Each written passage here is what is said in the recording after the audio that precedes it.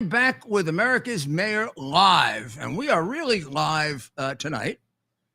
We've got plenty to cover, plenty to go through, but I think you see someone you know. Everyone knows Lauren. Everybody knows Lauren. Does everybody know Lauren? Absolutely. She's the best. She's the best celebrity interviewer in the whole world. Oh, and a lot more than that. And it's so nice to have her back. She hasn't been here for about a month or so. That's too long. And so tell us what you've been doing before I take them through further examination of our demented president. Oh, okay. Well, let's take a break. As Mayor Giuliani said, normally I'm covering celebrity, entertainment, gossip. You guys know the deal. Every once in a while, I tend to get a little bit immersed into crime. I'm very much an advocate for there's very little of that in New York. No, yeah, very little. I'm very much an advocate for children, being a mother. So a lot of the time I'll drop my kids off at school and I'll come home and I will look for things to cover or things that are going on in the world on very weird places like change.org, for example. Yeah. So I found this petition on change.org and it captured my attention immediately. The headline said Justice for Grant. So I go into looking at this Justice for Grant and immediately I started to get nervous. I started to sort of sweat and I was like, this is crazy. So Grant Solomon was an 18-year-old kid. He was 18 for basically a month and he was involved in a freak accident involving his truck where his father, Aaron Solomon, was the only witness. Now, let me give you a bit of a backstory. So Aaron Solomon is a very prominent news and sports anchor in Nashville, Tennessee, or was. He's now a Merrill Lynch financial analyst. And Aaron and his son were estranged, as Aaron was also estranged with his daughter, Gracie, and his ex-wife, Angie. Sounds like he's got a few problems. Well, so I want to be careful here because I believe in this case so much and it hasn't gotten coverage by the mainstream media. It's basically been YouTubers, TikTokers, and to be perfectly honest, Aaron Solomon filed about 28 defamation reports against his ex-wife, his kids, everybody involved. So I'm going to state the facts out here, what I know. If anyone wants to contact me after, I have documentation of everything. Everything I am saying, you can ask me for, and I will show it to you. And then you can make your own assumption based on these facts. So basically, Aaron and Angie, there was, I read about, this story and I'm looking at the facts and I'll get to that after, just about, how his death did not match up to the 911 call that Aaron placed. It didn't match up to the final, Aaron died from a blunt force trauma to the head or heart failure. Supposedly Grant, not Aaron. I'm sorry. So supposedly Aaron had said, he was dragged under the truck at one point. So he said Aaron and Grant were in this parking lot of Grant was a really good baseball player. And he was at this place called the Ward Performance Institute in Gallatin, Tennessee. He was supposed to go to like a baseball clinic of some sort. So Aaron's car is here and Grant's car is parked here. And right there is a ditch. So Aaron's testimony here is that Grant got out of his car to get something out of the bed of his truck, which was supposedly his baseball equipment. And then he didn't have the truck in park, and the truck basically rolled over onto him into this ditch. Grant is in this ditch. Rolled over onto him. Correct. And wait. So when you got the baseball equipment out, wouldn't that be in the back of the truck? What, did it roll backwards? Well, no, we'll get there. So he said the equipment, according to Aaron, was in the bed of the truck. We're like, so you get out, it's in the bed, and then all of a sudden, he's rolled over and he's in this ditch. Now, most people would think, okay, he's going to be dragged by the gravel. His body's going to be very messed up. Well, I mean, I'm going ahead a little bit, but I want to back up. Aaron made this 911 call and Aaron's the dad, Grant's the son. Correct. And Aaron calls 911 and says, my son is dead? Yes. No, he says, there's an accident. I can play the call if you would like. I sent you the call, Ted. Go through it. So he says, there's been an accident and I think my son's truck rolled over on him. I'm not sure. And she's kind of like, okay, well, maybe your son is worried, hurt. Like you should probably go down there. He doesn't go down there. He does say, I've got 3 guys down there. Now, Mysteriously, by the time the paramedics arrive and the police arrive, these 3 men are gone. At first, I'm thinking these 3 men are bullshit. Oh, can I say that? Sorry. I'm so sorry. I'm so sorry. Okay, sorry. We're on. Okay, online. sorry. Okay. So at first I'm thinking they're BS. Well, I did an extensive interview, a 3-hour interview with Angie Solomon yesterday. Wait, you got to tell us what happened. The end result is what happened to the kid in the ditch. He died. In the ditch. Well, they brought him to the hospital. All right. And Angie tells me she gets this frantic call from her ex-husband, and she's on her way to the hospital. And this is where it gets a bit circumstantial, I want to say, but I think it's important to note this. Just the facts, ma'am. That's what I used to say on Dragnet. Well, this is why I'm with a lawyer, so this is good. Well, I'm trying to get the facts out. So she's thinking, okay, my son was dragged and pillaged by this car and this gravel. Doesn't matter what she was thinking. What happened? Well, he was pronounced dead. I don't know the exact time. Let's say 9:30. Before she got there? Before she got there. When she gets there, she hears, and she doesn't remember exactly, obviously. The nurse tells her he is dead. She spends I know, I get upset because as a mother, this is very difficult. So she spends a good amount of time on the floor, wailing, sobbing. In the 7 minutes, let's say 8 minutes that she was on the floor sobbing, apparently Aaron Solomon, her ex-husband and Grant's father, had already made these decisions. No autopsy, no postmortem, no organ donation, and he was on the phone booking a singer for Grant's funeral. Okay. Very odd behavior. Fine. So she goes and she's able to see her beloved son's body, and she's expecting a monstrosity. She's very confused because she only sees, there's a blow to the head. There's a mark on his jaw, and she sees a sliding bruise from when he slid for baseball. Well, explain to me how she saw the blow to the head. His head's on a pillow. It wasn't. They told her that. So essentially, she kind of said, "He looks perfect." Is that in a report somewhere? Yes, I can give it to you from that. So wait, but I'm not even getting to. But the facts are that you can prove that there was a blow to the head and a bruise to the side. Yes, and the official cause of death was heart failure due to this blow to the head. So, she's grieving. Everybody grieves differently. I'm not going to go into how Aaron grieved. How she grieves. Now, I need to back up because this is where it gets very, very insane. So as I'm looking into this and I see Justice for Grant, I see this hashtag and it's called Freedom for Gracie. And Gracie is Aaron's sister. So then I go down this road with Gracie, which is an entirely other story that is connected. Gracie has made these allegations against her father of sexual abuse, ongoing sexual abuse and rape. When she was a child. From 6 years old to about 14 years old. Okay, and now, yes, she's still a child. So Gracie's 16 now. Oh, she's still young. Okay. So Gracie had told her mother this at an early age, which prompted her mother to Angie to basically get everything together and start saying, okay, this man he was abusive. Angie tells me to Grant, to her physically, and obviously to Gracie. So she's working to get everything together to leave him in 2013. She goes to, she's seeing a therapist or something like that. And, she's got all these notes on her phone that she told the therapist. Aaron finds her phone one day. She left it out. She comes home. It's in the toilet. The next day,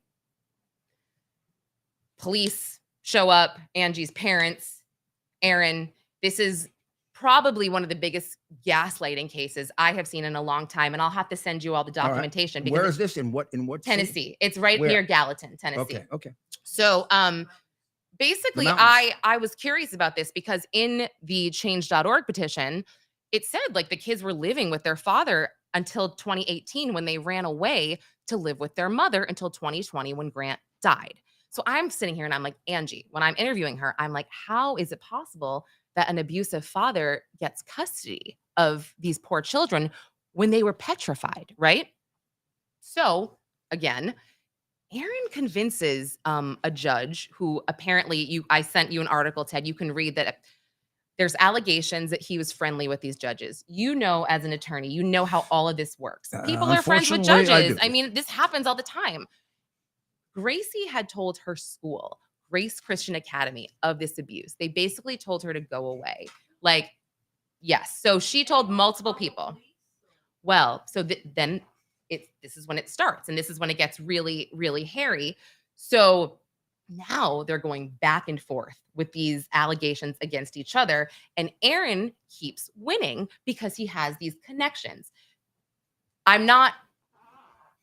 don't have the proof yet. I have not connected the dots, but from the local news articles I have read about this case, it appears that he has these connections to the judge. Again, I have not proven it myself. It all seems to add up. So we got to get back to so we have what we have is a dispute between the two of them, in which she claims that he was abusing the daughter. He denies it. He won custody of the kids, right? Correct. Right. And so what does the daughter say now? Well, if I were to question the daughter, what would she tell me? So basically, after nobody would listen to her, and let me go back and say that during these court appearances, the kids would be at the court crying and saying, we don't want to live with our father, to the point where I actually called the magistrate today because I got his name. And Angie Solomon told me that Grant Solomon, her late son, said to this magistrate on record, I don't want to go live with my father. I'm afraid he'll kill me. Does the magistrate, I mean, is that just the wife's version, or is there proof of that? She said it's on record. But juvenile court documents are sealed. Okay. So first thing, in a dispute between a husband and wife like this, it's going to be very hard for anybody to figure out who the hell's telling the truth. Agreed. Unless it's on the record. Well, let me get to that. Was there a physical exam? Yes. So that's what I'm saying. This story is so difficult to tell. That's why it took Angie 3 hours, and I'm leaving out so much. So anyway, I was horrified at this. He says it on record. I don't want to live with my dad. 2 years later, he hasn't seen his dad in 2 years, only witness to his death, and the poor kid is not with us. Anyway, so I think it was 2020 or maybe 2019. Angie can correct me. Angie, if you're listening, just correct me on this timeline. Gracie is able to get these sexual abuse claims substantiated by a court. And I know for a fact, because I have it right here, in 2020, she was able to get a temporary restraining order against her father. Correct. Okay. And this was able to be done by going to a different district. Okay. So she got a temporary restraining order. Yes. So fast forward, no one's listening to Gracie. So she takes to YouTube in 2021. You can look this up to tell her story. She has corroborating friends that say, oh yeah, no, Gracie has said this to me since we were kids. Like it's so, and this is the other part. As soon as I release this into the world, I'm starting to get, and I would like to read this to you actually. Oh, Angie just texted me. She said, 2021, was when Angie's the mom. Angie is the mother. Yes. Gracie's the daughter. Gracie's the daughter. Okay. So where does Gracie, who's 16, where does she live now? In Tennessee with her mom. Okay. So, and let me be clear, the custody battle has never actually ended. So Aaron has a majority of the custody. You see, Angie only has a small percentage. Even now. But what about the protective order? It's gone. It's gone. I guess it runs. I can show it to you right here. The thing that's strange is if there's a protective order, what is she doing in the custody of the father? She's not in the custody of the father. She's with her mother. Permanently? For now, she is working on her own case that is not totally public yet because she is not 18. There might be something she can do. I don't know exactly because I don't want anything to get kibosh before it could actually happen. Let's go back 1 second. You said to me before that the father has the majority of the custody. Correct. Is it still that way? On paper, yes. But she lives with her mother. But in reality, she lives with her mother. Correct. And the protective order existed, but now it's over. Correct. And she's never gone back and got another one. She's working on that. Okay. So that is what she's working on. Now, how does the son get involved? Okay. Is there any animosity between him and the son? So, yes. So Aaron Solomon was physically and verbally abusive to Grant Solomon. This is a known fact. I spoke to Grant's girlfriend today who corroborated this fully. And Grant had told her that when he was 18 and told his mother this as well, and Gracie, he was going to go to court and try to get legal guardianship of Gracie or take his father down as an adult, which, if you're looking for a motive here, that is 100% the motive. Take his father down? Like, as in, like, stop him from harming his family. Right. So this to me was a big motive. And the fact, there's a few other things that I'm fact checking, like the fact of these three men, for example, that nobody saw them, but apparently there is a witness. I won't say his name. I had reached out today, left a message. Somebody that worked at the Performance Institute. He walked outside. He sees Aaron Solomon kind of pacing, and he's surprised to see him. Why would he be surprised to see him if this appointment was made for Grant to get this evaluation? Because when I looked at the website and looked into this, this is expensive. Like, you need an appointment. You need to be, you can't just roll up on a random Saturday morning. So the fact that he was surprised to see him was very strange to me. And he did see three men in construction garb, but then they were nowhere to be found. What was the father doing there with the son? So Aaron Solomon, his father, made the appointment for him. Son. Yes. Now, let me explain this to you, because Angie told me Grant had just gotten over COVID and his lungs were not doing well. And he just said, look, I don't even want to do this. I can't even breathe right now. So he didn't even like to text his father. So he just told Angie, can you just text dad? Or maybe he called him Aaron, I think, actually. And he just said, can you just text him and say, I don't want to do this? And Angie did. And he said, he didn't respond. So then the next day she said, look, Grant's 18. He'll go, but he doesn't want you to be there. Aaron showed up anyway. Now, was there any witness beyond these three men who were kind of mysterious, and we don't know who they are? Is there any known witness to what happened when the car went over the cliff? There's no specific witness to this except for the man that worked there, which I firmly believe that he knows more than he's letting on. So what does he say? He's not saying anything right now. But did he see it, or was he not there to see it? We don't know. I don't know the true facts of this. I know. Give us what you think. What your best think, knowledge is. What I think is, and again, I hate to make assumptions, but somebody got to him at some point and just said, look, you're jumping ahead. What do we know? He saw Aaron pacing and said, what are you doing here? Okay. And then Aaron said, Grant is stuck under the truck. At this point, he's probably thinking, what is happening? So he goes in and calls the manager of the Ward Institute, who apparently shows up 30 minutes later. And by that point, police and paramedics stuck were there. Under the truck, meaning in the ditch? Yes. Now, this is where it gets weird. No questions asked at the crime scene. I mean, they cleaned that up within an hour. I will show you the police reports. There was no questions for any witnesses. They didn't even try to find the three men. So who's investigating this? The Gallatin Police Department. And are they investigating it as a murder? No, it's done. It's closed. So this is what. So they're not investigating. Yes, this is who managed the crime scene. And let me see. The Gallatin Police Department investigated it and concluded what? It wasn't a murder? Correct. It was an accident. And the cause of death is heart failure. Heart attack caused by a blow on the head. Yes. You usually get a heart attack from a blow on the head, Dr. Maria.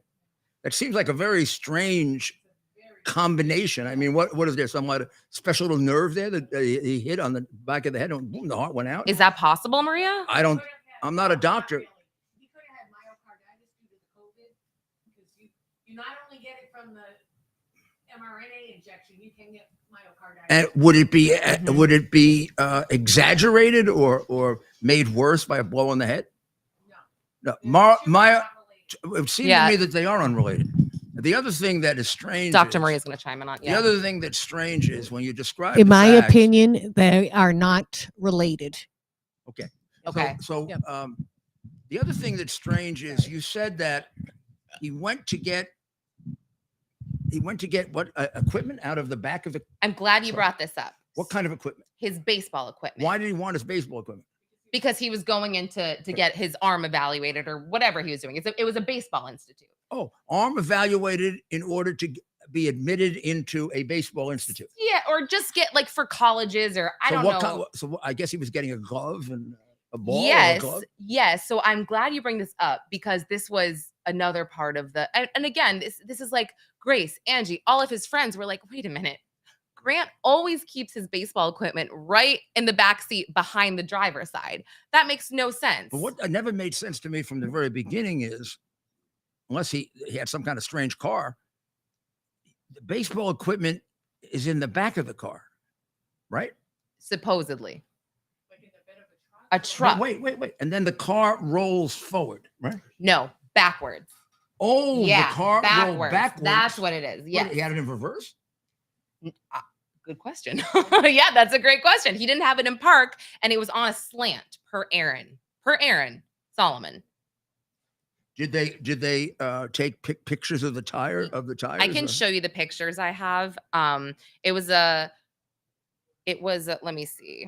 I have these pictures in a file I sent Ted, and I can give these to you after to show people whatever. According to Aaron, kid goes in the back. Yep. To get baseball equipment. Correct. The truck is a truck. It's a Toyota Tacoma. Okay. The truck rolls over him, Mm-hmm. and it drives him into the ditch. And then how long before Aaron reports it? So that's unclear since he technically was the only person there. But let's say between the 911 call and when police arrived and paramedics arrived, it was about 10 minutes. But we don't know, right? We don't know when the car rolled backwards and knocked him into the ditch. Absolutely. And we don't know. And the 911 call was made by Aaron? Correct. So we don't know if he made that immediately? We do not know. Or there was a delay? We have no idea. No idea. And then there was 10 minutes before they got there. Yes. They took him out, brought him to the hospital. Did he die in the hospital? Or correct. He's pronounced dead at the hospital. Was he dead before? Not that we know. A lot of times you're pronounced dead at the hospital, but you're really dead before. Yes. So. But he had no chance to speak. He never said anything. Grant. Yeah. So apparently, Angie said he was very out of it. This is what Aaron said on the 911 call, but only the three men were helping him. Aaron, what's unbeknownst to me is as a mother, if my child is in distress, I'm going to be right there next to them. Probably. I mean, I can't even, again, I don't want to get into that too much because it's like everyone's different. Sure. You can absolutely say that. Did anyone interview these three men? No. And this how do you know that? Because they haven't come forward. No, wait. The police never interviewed him? No, are you sure? I am positive. I have the police report. I will send it to you. Or I send it to you and you. Yeah. That's very strange that they wouldn't have made a real effort to find those men. I mean, those men are critical to what really happened. You're absolutely right. But they took the word of this prominent man in this area who is a local celebrity, let's say. And that's that. And because he made his wife look like the crazy person in town. So yeah, but whether his wife is crazy or not, she wasn't at the scene. So. That's true. But now that she's looking into this and taking it further, now it's like anybody who talks about this is like, oh, you're, it's libel, slander. It's like, that's not the case. People just want answers and they want you to look into something that so clearly doesn't add up. Right. To the naked eye does not add up. And then when you actually do what I did, look at the facts and then spend 3 hours interviewing someone, you're like, oh. Now, how did you get so interested in this? Well, I'm a psycho and I said I'm a psychopath. No, you're not. Don't really say that. You just ruined your whole thing. I just ruined. No. She's not a psycho. He knows. Now everybody out there is going to think, boy, we were listening to she's a psycho. No. She made the whole thing up. No, absolutely not. And I encourage everyone to listen to my interview with Angie Solomon on the Lauren Interviews podcast. There's 2 parts to it. You can also find a bunch of different articles that I can put on your Twitter or wherever. There's a few that actually cover this very well. And actually there's documentation from doctors, and I actually have character witnesses for Angie saying this woman is completely sound of mind. She was never suicidal. I've got to tell you, she is, so far from what you've told me, she's kind of irrelevant to whether this was, of course, an accidental death or an intentional death. Sure, you're right. Whether she hates him, likes him, there's enough evidence, it seems to me, from the daughter and that this guy had problems with his kids. Yes. I mean, it isn't too often there's a protective order issued against the father. You're absolutely correct. That's a pretty significant thing. And at this point, the daughter, did the daughter tell the police what you told me, that he abused her? The daughter told the court.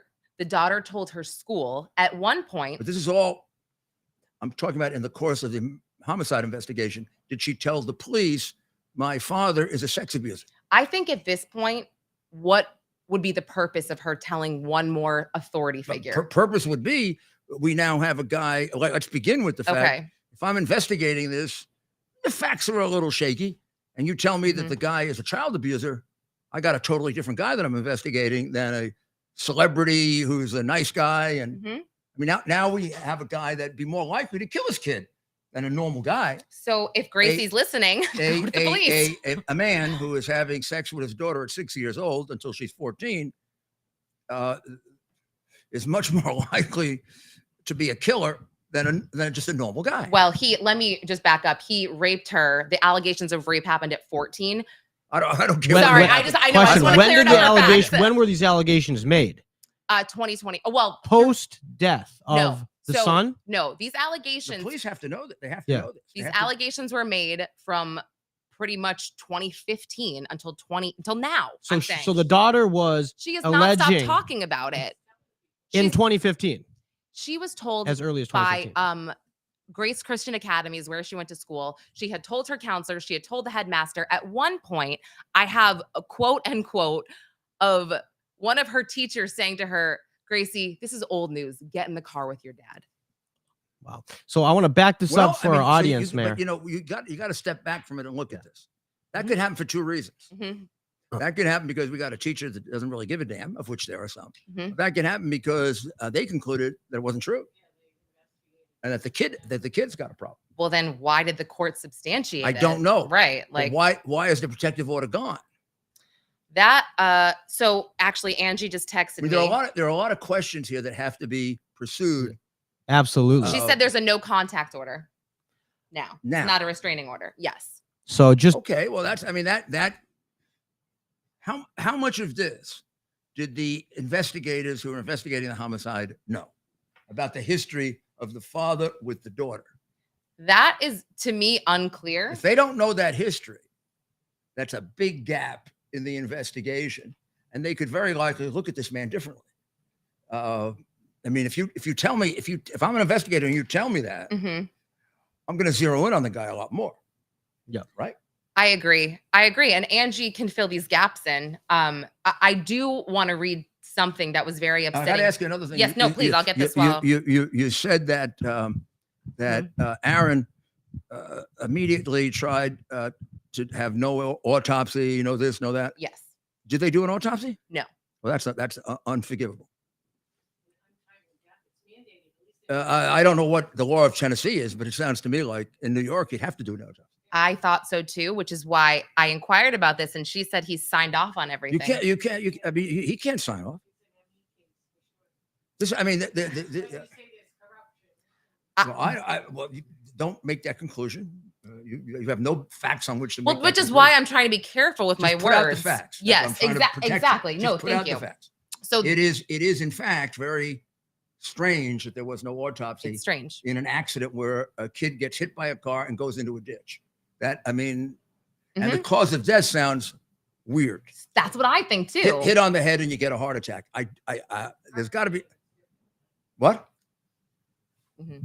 Heart failure is different than heart attack. Oh, heart failure. Yeah. Okay. Heart failure is an overload of fluid. But neither one of those is going to get caused by a bump on the head. No, it could if he had a traumatic chest injury that they kind of Yeah, where it's more like pericarditis. These are things they should have looked Do we at, though. happen to have any diagnostics or anything? Let me see what was sent. There must be a report in the hospital. And was his body buried whole? Do you know, was he cremated or was he? No, I'm not certain. No, he was not cremated because, again, and I was going to get to this because it's very, very important. Well, they can do it now. Like the Stephen Smith case, we need to raise funds here to exhume the body, get an independent autopsy performed. But not only that, it's pretty safe to say that Aaron Solomon most likely will fight this. So we need extra Yeah, legal power. So. But my whole thing and why he's going to fight it real hard. Why my mind is blown is like, if you're innocent, why don't you just like, or let's say you're totally innocent, like, and your ex-wife, you think, oh, she's so annoying, my daughter's saying this. Just let them have something and exhume the body if you're so innocent. Like, what do you care? When like, did they separate the parents? After 2013. Well before this. Well, the ongoing custody battle, the accusations have been going on forever. I think the only thing we can do is keep following it. And Rudy, I think if you can get me some of the documents, we can go into this again, next week. Oh my because gosh. it would be a lot easier if I looked at the documents. Angie, did you hear that? I could make a better analysis. Yeah. Okay, I'll get you everything. Yeah. Let me just plug the GoFundMe really quick. Or no, go ahead. Let me just ask this quick question, and you could think of it anywhere, not just Tennessee. But if, say, somebody isn't satisfied with the local police, can they go to, like, is there a chain of command? Can they go to then state troopers or TBI, Tennessee Bureau of Investigation? I would imagine I'd have to look at the law of Tennessee. Yeah. Normally, you would go to the Attorney General of the state. Or I mean, I would imagine the local district attorney was involved. Oh, guys. So. Don't say anything. Well, no, not that. Okay. I don't want you making accusations. He's right. He's right. We'll save this. We'll save this for a podcast episode. Okay. Or she could go to wherever she thinks she's going to get a fair hearing. Let's put it that way. Mm-hmm. And that would be the district attorney, the attorney general of the state. That would be the two places to go. Yes. I mean, actually, the best thing to do would be if she could hire a private investigator who could then reinvestigate the case. You are so right. And come up like a retired homicide detective or that just happens a lot. And that's where you get the basis for exhuming the body. And correct. You'd have what you're saying, it all have to be corroborated. Mm-hmm. Have to put in affidavits. You go to court and you get an order to exhume the body. The mere fact they didn't do an autopsy starts you off with a chance of being able to get that. Really? Okay. Yeah. For this kind of death. So I've been in emergency medicine most of my life, and you know this probably as being mayor. Whenever there's an untimely death, it's an automatic, what we call an ME case. So you call the medical examiner, and they come in and they do a full investigation. And it doesn't even sound like it was. I don't get it because it's so abnormal. Yeah. I mean, Maria, I think will corroborate this. She talked about New Hampshire or about New York. You basically have to have a doctor. I mean, basically, you're not going to have an autopsy when you die under the care of a doctor and you have cancer. Yes, right. There's certain. I'm saying untimely death, or you have a history of heart disease, like there is already an objective explanation. Do you think there's for why you have died? Right. There's a lawsuit here for the hospital, even, or the doctors that just said we don't know. You have to look at that. And okay. And I know she's listening, and you got to be careful without seeing everything. Maybe there may be more to the story. Well, maybe the Emmy came in and did. I don't know. So I can give you Angie's contact. I do want to say I did reach out to Aaron Solomon for a comment. Oh well, and I don't think you got one. Well, listen, I want to be fair and I want to hear all sides. Yeah, but I mean, right now, he's gonna feel like you're on the other side. He was at we saw him on TV at the Masters. He's not really, no, he's not like famous. He's locally famous maybe. And now maybe he's infamous, but you know what I'm saying? But as of now, he's innocent in the eyes of the law. He is. Now. Of course. But I do want to stress that the GoFundMe is so important. And does she have one? Yes. I will put a link if you don't mind. Yeah. Are you okay with that? Putting it on your Twitter? Let us know what is, Okay. and you can send it to me. Andrew Yeah. Solomon. If you want to do it now, oh no, you're looking for Aaron Solomon. Oh, Aaron. Yeah. Okay. So if you want to do it now, you can Google I think it's Justice for Grant. That's what it is, the GoFundMe.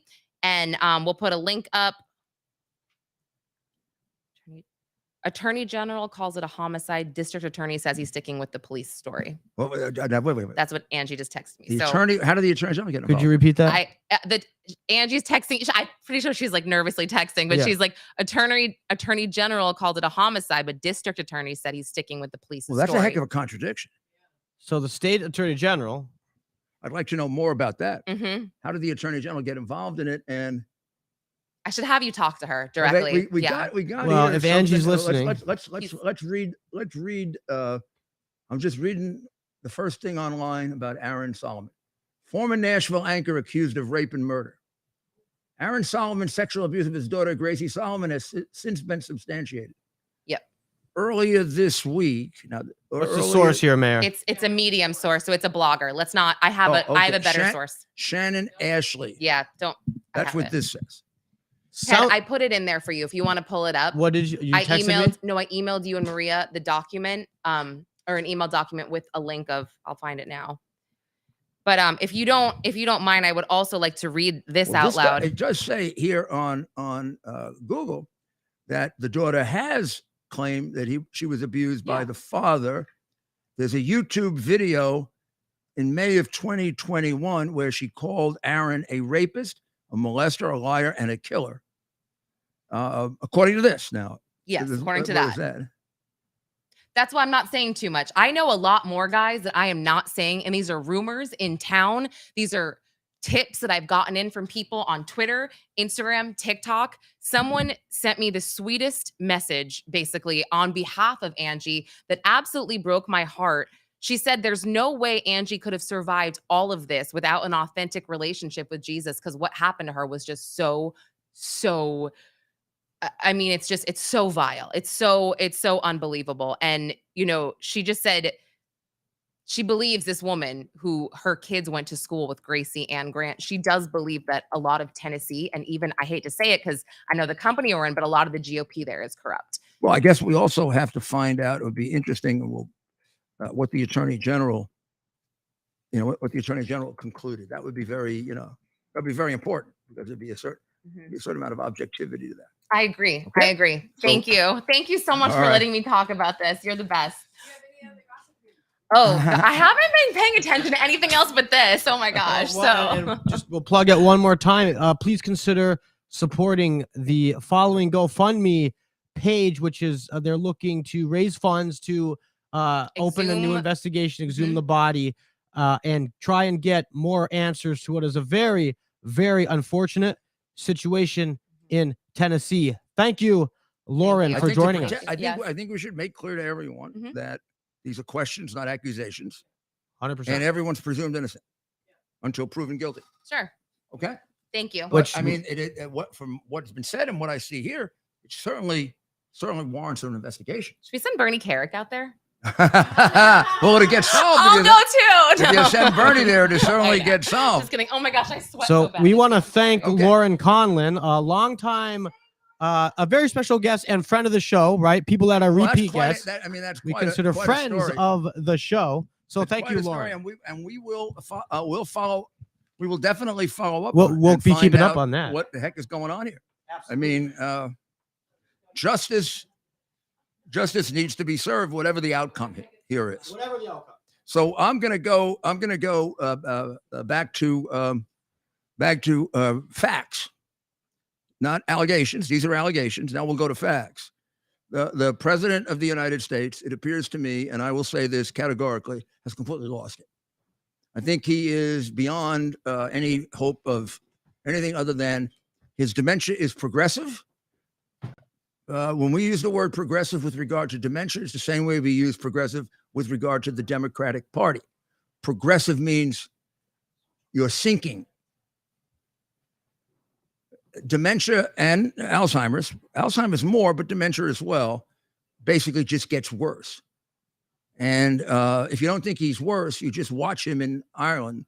I played a lot of them last night. I don't intend to play all of them tonight. but a couple of them I'll remind you of. When referring to the soccer team of Ireland, he called them the Black and Tan. It's not the soccer Ireland. They're not the Black and Tan. There is a team known as the Blacks, and that's the soccer team of Australia, which goes back to before there'd be any racial issue with that. I mean, it was an ancient name for the team. Now, here's the tragedy of what he did. And for a president of the United States, this is completely unforgivable. And for a president of the United States who is an Irish Catholic, it's completely mind-boggling, unless there's something wrong with his mind. The Black and Tan is was an organization. It's a paramilitary group established by the British government in the early 1920s to suppress the Irish Revolution. And from the point of view, again, here, this is one point of view, but it's almost a universal one in Southern Ireland or in the Republic of Ireland. The Black and Tan are terrorists. They murdered large numbers of Irish Catholics. So for him to confuse that, Catholic, Irish, involved in the Good Friday negotiations, he claims, but there's nothing he ever said that's true. So how do we know if it's true? And if you watch the tape, he says it, he doesn't even know what he's saying. I mean, God forbid somebody else made that mistake. They correct themselves. Oh, I didn't mean that. My God, I didn't mean that. He doesn't realize he said it. He also, during the course of his trip to Ireland, that's why I'll tell you, it all comes together at a time in which he's really losing it. He told people they should come to visit him at his office in the Capitol. Well, his office is in the White House. He hasn't been in the Capitol since he was vice president. He had an office in the Capitol. That's a decade ago. When you have dementia, that's what happens to your memory. He went ahead and he introduced his son, Hunter, and said how proud he was of him. Now, I mean, that is just sticking it in our face, isn't it? Hunter Biden is, we can do everybody's presumed innocent, except for the fact that I have documentary evidence that Hunter Biden committed so many crimes, it'd be impossible for me to list them here. And I also have sitting in a room 2 doors away from here, pictures of him that would tell you there's something seriously wrong with him. He knows it, because I also have a text of Hunter telling his father how bad things are and telling his father that he's a danger to the minor children who were in his house. We also have him explaining to his own daughter, Hunter's own daughter, this is a text from Hunter, the guy that he's very proud of, that for 30 years he's been supporting the family and he has to kick back half of his income to his father. Well, what the heck was that for? I mean, that tells you the income was for his father. And now it just takes maybe an IQ of about 100 to figure out he's a bag man. And you're proud of him? Now, you made him this way because if you're any kind of a father, you never, Biden, would have taken your kid and had him go work for Mykola Zlochevsky in Ukraine. Mykola Zlochevsky is an organized criminal. He is suspected of murder. He stole somewhere around $20 or $30 billion from his own country. He was a Ukrainian who favored Russia. You're supposed to be on the other side, Biden, but I mean, your brain is probably too confused to know what side you're on, right? Or you go ahead and do that. I mean, I don't know if that's just your unbelievable arrogance or that's part of the fact that half your brain's missing.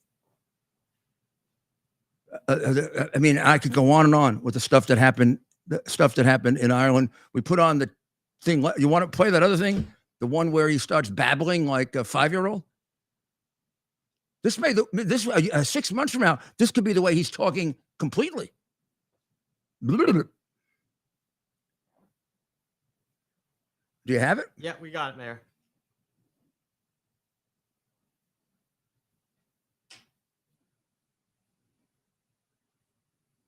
Here we go.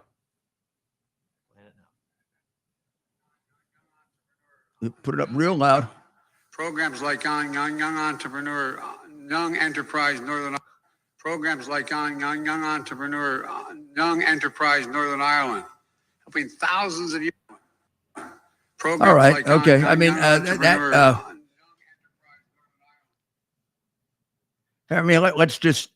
let's play one more for you. I have this nice. As a matter of fact, if you walk into my office in the Oval Office of the United States Capitol, you're proud of him? Guess what? You know who founded and designed The Oval Office in the United States Capitol. Now, you heard that, right? Yeah.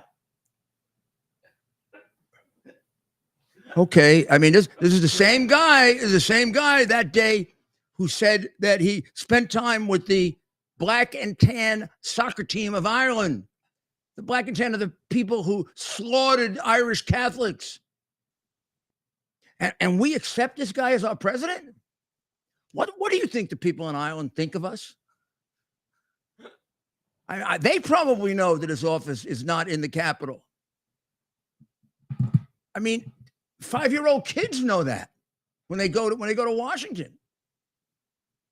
I mean, the only ones who probably don't know it are the people that Jesse Waters used to interview on the street. Remember that? When he'd go out on the street and he'd ask somebody who's the president, and they'd say Abraham Lincoln or John Kennedy or Ronald Reagan, or they remembered like one president. Who was how about this one? Who was the first president? Barack Obama. Abraham Lincoln. Okay, but this guy, you know, I didn't make that up. I wish I did, because I love my country. This isn't a joke. This isn't funny. Not only does it mean that we have a president who doesn't have the mental capacity to do much less run the most complicated country on earth and the one we love, right? At a time in which it's under tremendous pressure, and you got plenty of people who think we may have a war in a few years. And he would have a hell of a lot to do with why we have one. But why do we explain to me, please, call me up, text me, explain to me how his cabinet members, who are Americans like you and I are, how they can accept this. If he does that in Ireland, he's doing that in Washington. He's talking about his office being in the Capitol. He's talking about the black and tan being the soccer team of Ireland. How about this one? They should have pulled him right out that day when he said that he gave his uncle the Purple Heart in the White House when he was vice president. His uncle was dead for 5 years before he became president. His father was dead for 7 years before. And there is absolutely no evidence anywhere that his uncle got the Purple Heart. Now, you're going to say, well, that's the typical Biden lie. I don't know. I think that's more a delusion than a lie when you start saying that you were talking to dead people. I mean, I don't care how stupid he is. I know him for 35 years, and I will agree he's one of the dumbest people I've ever dealt with. I never had any idea how he was a senator. I was once told by a classmate of his, this is how I was introduced to him, that I should run for the Senate in Delaware. I said, why? Why would I run in Delaware? He said, because any jerk can get elected in Delaware. You can't imagine what my classmate's like. He's the dumbest kid in class. He has to cheat his way through class. He plagiarized in order to schmooze the dean and his wife. But he's a very nice guy. He's a lot of fun. Well, we now know he is not a nice guy. He's a really bad guy. I mean, I'd go as far as to say he's pretty evil. You take all that money from our enemies? We're talking about an evil man. You do that to your son? You want a more contemporary example? You don't acknowledge your granddaughter? Mayor, we're getting calls. The phone lines are busy. Okay, good. What do we have? Let's go. I gotta put my earphones on. I feel like a pilot. Thanks for joining Hello? us. A very busy Friday evening. Make sure to call the mayor. Call in now, 646-573-51. Someone told me that I have to get better looking headphones. Is there such a thing as better looking headphones? You know, Greg Kelly uses the little push-ins there. Mm-hmm. Hello? Sure he does. Hello? Hi, If Rudy. you're there, give us a call. Who is that? back. Who is it? Who is it? We had Identify yourself. we had Tammy Identify on the line. myself, Rudy, Tammy, if after you're all there, give these us a call years. back, and we will put you right on. Mayor, we're getting a lot of questions in the chat, of course. We have a phone call. Can you hear it? Yeah, good. I'm sorry, I can't hear you very well. You want me to guess your whoever is calling wants me to guess their voice. Oh, Tammy. This Who is it? I can't hear. I can hear like a little screeching. Hello? Well, we got to move on. Hello. Hello. Oh. Who is this? Hello. Who is it? Cut it off. Tammy. Tammy. All right, Tammy. Well, okay. So tell me what you're calling. What you want to ask? What do I want to ask? Yeah, well, that's why you're calling. How long have you known me? I have no idea how long I've known you. I don't know your voice, and maybe we should just cut it off immediately. Did you cut it off? Yeah, I did. Yeah. Well, this was obviously some kind of a jerk. Well, thanks for calling. Again, Tammy? phone lines are busy. Give us a call. You're on with the mayor on a very busy Friday evening. Yeah, and please be sane. Yeah. So we try to screen these calls as much as we can, but we can't. Did you want to call her back and give her a reference to a psychiatrist? Yeah. Pittsburgh. We have any psychiatrists in Pittsburgh? Go ahead. Who's this? Hello. No more calls at the moment, Mayor. Let's go to Alabama. Let's see if Alabama is. Oh, Alabama would be a lot better. Let me see what we have here. I'll be up the chat right here.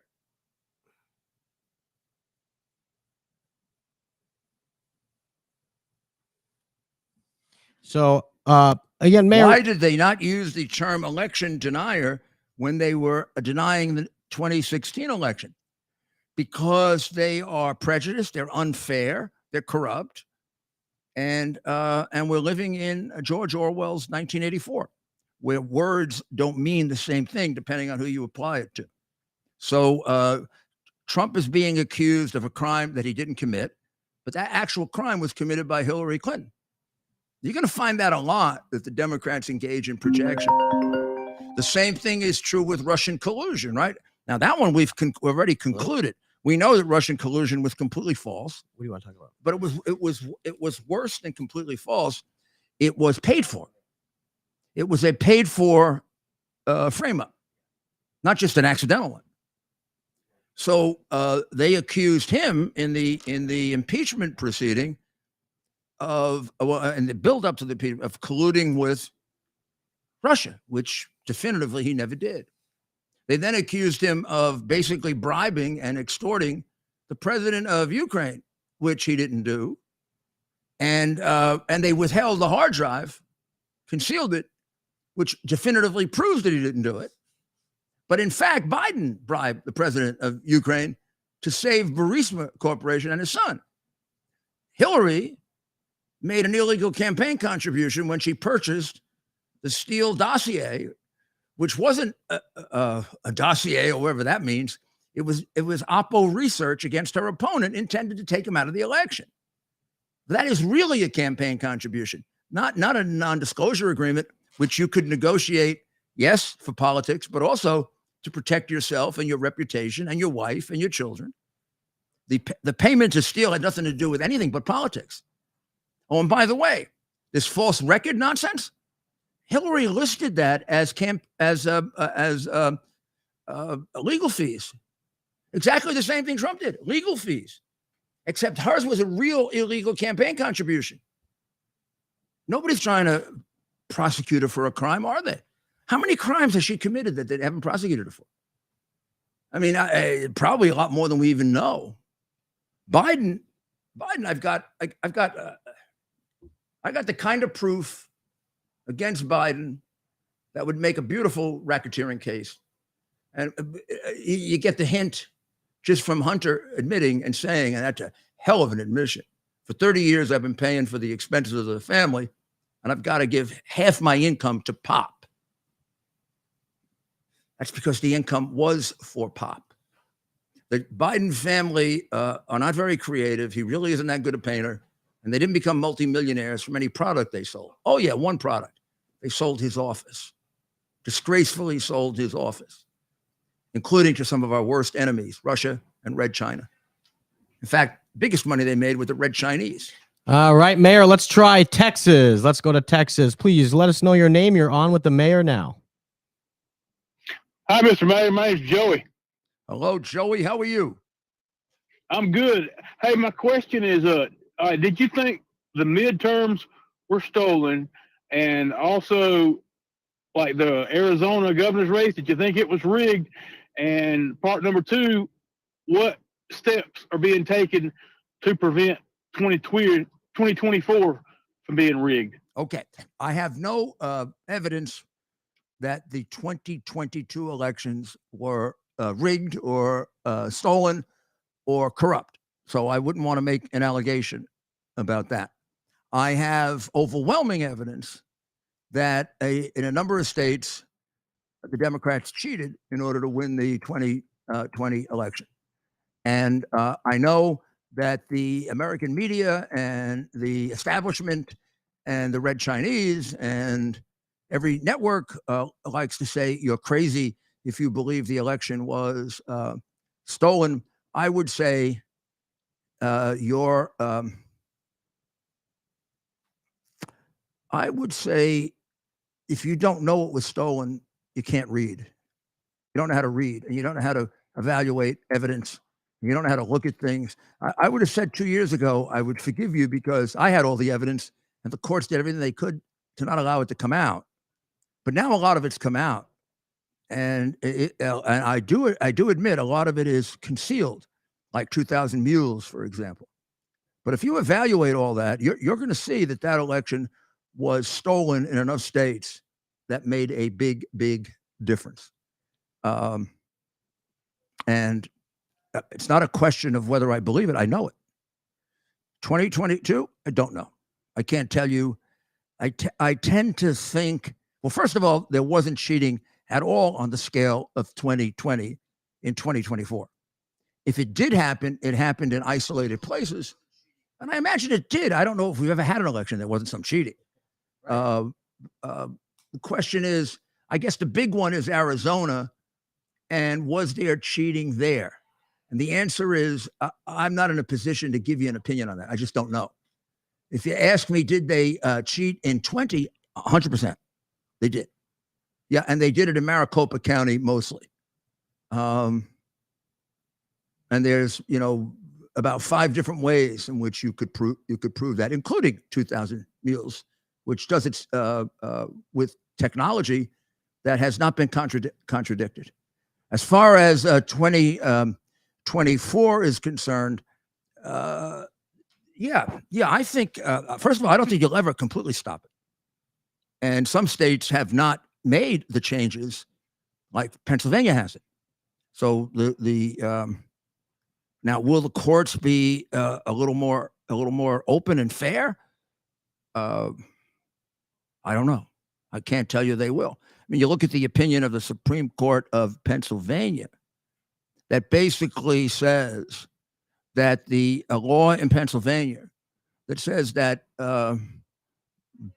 both parties have to be present when ballots are examined, and the court interpreted present as being in the room, but you could be kept 20 or 30 feet away and not able to see the ballot.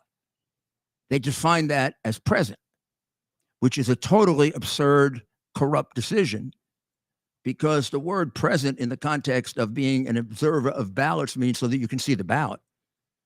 You're not present as a potted plant. So I can't explain that opinion other than it was Democratic judges and they made a Democratic opinion. It can't possibly be that the word present in the Pennsylvania statute means you can be there, but they can deliberately make sure you don't see a damn thing. Now, why did they do that? They did it because they didn't want them to see the paper. Now, I know that because they never would allow us to see paper. I mean, they fought us like hell in Georgia to see the paper. By the paper, I mean the paper ballots that were submitted as absentee ballots. They didn't want us to see it because if you examine them carefully, you might very well find 5,000, 10,000, 15,000, maybe even 100,000 that weren't on the same paper as the ballots that were sent out and were the official ballots of the state of, name the state. Also, there are a number of observations in several different states from, I can't give you a number now because I don't remember, but a significant number of observers and witnesses, enough so that they can't be all lying, that a lot of the ballots that they could see from far away didn't seem to have been folded. Now you say, why is that important? These are where the details are important. This is where they're yelling and screaming and pronouncing, if you're an election denier, you're a traitor, or you're a this, or you're a that. But they don't deal with the fact that there are numerous witnesses that say they saw paper that hadn't been folded. Now you say to me, well, why is that important? That's important because it's impossible then to be an absentee ballot. You can't just bring the ballot in, an absentee ballot, and hand it in that way. You have to, in most states, and the states we're talking about, you have to mail it in. They give you an envelope to do it in. So it's not a big envelope, it's a little envelope. So an absentee ballot has to be folded to be an absentee ballot. And if you see one like that, just to be absolutely sure, if you're honest, you'd put it aside and you'd do a secondary examination of it. You just take out the official ballot, you'd put it next to it, and you'd see a different stock of paper. And then if you want to be really sure, you'd hire an expert in doing that, which we did. He was never allowed to look at a single piece of paper. The governor and the attorney general of Georgia, Republicans, made sure of that. Well, I say, if, as the attorney general of Georgia insists the election was perfect, why are you afraid? Why were you afraid to show us the paper? If I conducted that election and I knew that those ballots were 1,000% pristine, you could examine them from here to kingdom come. But boy, I'd fight like hell, I guess, if I were a crook, not to let you see them. That happened in more than one state, which tells me, can I use the word? They were colluding. See, Democrats accuse Republicans of what they actually do. They accuse Trump of colluding with Russia. He wasn't. That is definitively proven. What is definitively proved is that they paid for that false allegation, that they used it to try to stop him from being president, and then they used him to try to drive him out of the presidency. And that's not a crime. It's not a crime to pay to make up a false allegation that could result in your being impeached or you're going to jail, and then promulgating it for 3 or 4 years and costing us $50, $60, $70 million. They were going after Trump for something that happened 7 years ago that's barred by the statute of limitations, that most experts on campaign finance say is not a violation of the campaign finance law. There's a dispute between him and the porn star, and the star witness is a certified congenital perjurer and liar who lied right up to the other day when he said that he never signed a waiver of the attorney-client privilege for his attorney, Bob Costello, and then Bob Costello produced the document that was used by the United States Attorney's Office, who I guess was involved in, or maybe the real problem is that Cohen is lying in order to save himself. Well, that didn't work, and now he's trying to fix things for himself. Or maybe he's just damn bitter because Trump never hired him. He lied about that too. But in any event, my answer to your question is 2020 was stolen. History is going to record it as such. The evidence is there. It's been preserved. They can fight it all they want. They can do their stupid, idiotic, ridiculous Democrat. They all say the same thing. Election denier, election denier, election denier, election denier, election denier. or quid pro quo, quid pro quo. You ever notice they all repeat it, kind of like the way Pravda used to do for the Russian Soviets, or like they used to do in East Germany, or like they do in China, when the chorus has to say the same words. That's the Democrats do it. They all say the same thing. Hillary Clinton,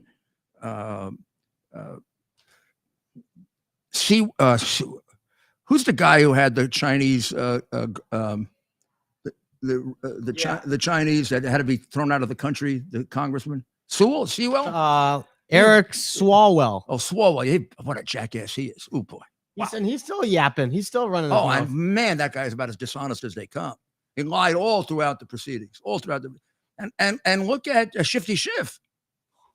I've got evidence of Russian collusion. I have direct evidence of Russian collusion. I have direct evidence of Russian collusion. Where is it? Where is it, creep? Now he's running for Senate. You're running for the Senate. I want to see that evidence. And are the people of California going to be stupid enough to elect him because he's a Democrat? Like the people of Chicago are stupid enough to elect a guy who's going to get even more of them killed? You can only help people so much, Ted. You know, I feel about Chicago like, what's wrong with them? But then I have to feel that way about my city too. What's wrong with my city? Oh my goodness, Mayor. And I saw it again last night. I wasn't even looking for anything regarding you, but I came across a podcast and they were talking about New York City and what a true renaissance, what you really did, what happened to the city in the 90s and how sad it is. The gentleman who came up to me the other night and said to me, how does it feel to have all your work reversed? I wanted to disagree with him, and I couldn't. It feels really bad to have had all your work reversed. Well, Mayor, that the fastest hour on the internet has already come and gone. We're well into soccer time. Okay. Where can folks find you this weekend? And maybe you have a closing message. Sure. So I'm going to be on Sunday. We'll be on Sunday. Dr. Maria and I, who you heard a little bit from. You heard a little bit from Dr. Maria. And I would say you can get us on WABCradio.com, and you can get it. I would say you also can go to Rudy Giuliani CS.com and get my podcast. We have one final guest. All right. Just on the closing here. The closing.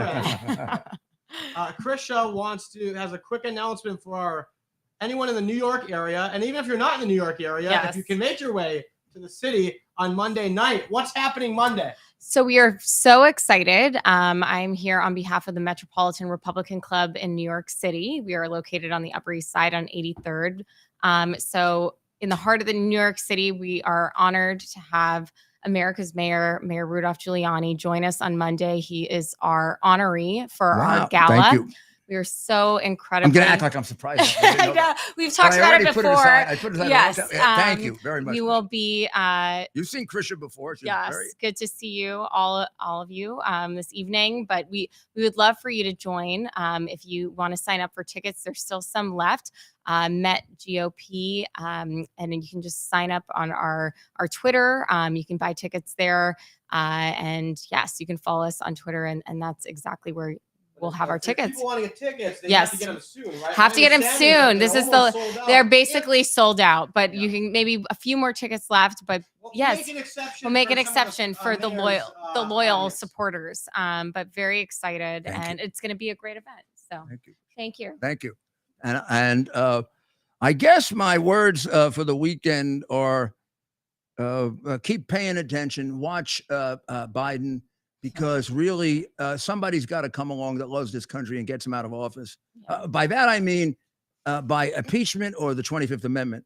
I know what the left wingers and the creeps want to do. They want to take all your words and make it sound like you want I don't want violence. Don't like violence. I put violent people in jail. But I do want to see our laws executed properly, and they're not.